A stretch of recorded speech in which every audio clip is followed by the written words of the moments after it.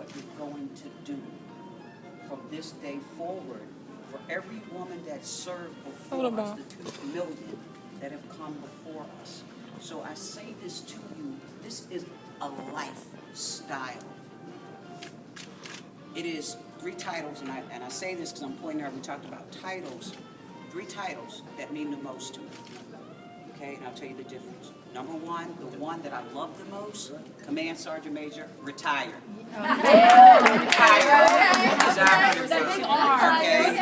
Okay. Second, the one that I am most proud of is veteran. But the one that warms my heart is mommy. Okay? So, you use each one of those and make them your own. Take all what you're learning, history from each other, the different services, and you use it for the betterment of someone else.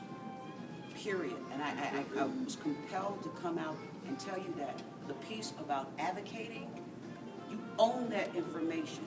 It's like when you say your name, where you're from, it's a fact, but it's sincere. That's who I am. So the information that you get, the passion that you feel, parlay it in a way that people receive it in the way in which you're giving. Okay? Anything you want to ask me before I step back in my judge's role? You can ask me anything but my age, and I'll be 50 next month. I'll be 50 next month. Party in Dominican Republic. I'm still single. Anyway, questions? Anything anyone would ask me? Not specific to the competition. I was like, why is there a camera under my screen? Anything. I was like, I heard a click now. In your role of advocating for the Women veterans. women veterans, what have you enjoyed most about that? What I have enjoyed most is being given, because of the successes that I've had, I've made history, it's an open door. So people open the door, they want to know, they may ask me, well, how did you get to where you get? I take 30 seconds, if that, to talk about my journey. That's it. But I use the other 29 minutes and 30 seconds to talk about what women in the military, women veterans, etc., what that really means, homeless women veterans. So what I enjoy the most is being given the opportunity to talk about and propel people to do something, not just be aware, okay? Not just be aware, but they transform something within themselves where they're going to take action, be it their time, be it their money, be it their networks, you know, whatever connectivity. That's what I've enjoyed the most. The second piece is when I see the benefits of my passion. I have 3 beautiful daughters, my chocolate chips as I call them. And I have a new one that I'm thinking about adopting too. She's 6 weeks, Maya. But to be able to show them, this is what it's really about. I take time away from them to understand. So that's beautiful. Yes. This is for everybody too. I've only been doing this since I got hurt, more so since I joined this competition.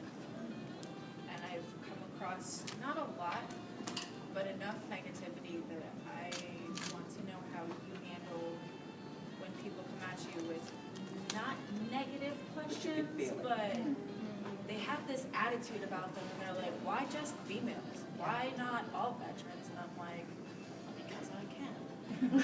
Exactly. And my question is, if they ask me why, I ask them a 2-part question. Why not? Why not? Okay? Period. I throw back statistics because I get that on my fan page all the time, and I say, I encourage you to, I empower you to look at all this like I have.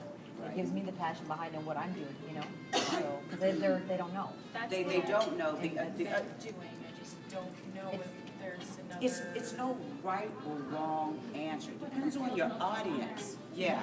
It depends on your audience. If it's an organization, if you will, where you may want them to become a sponsor, take on the cause, then they're more inclined, they're gonna need statistics, okay? They're gonna need to know the numbers, they're gonna, exactly. And then you can always say, and this is the one I like to use, there are not many entities that are taking on the one in veterans situation. And you would be a trailblazer.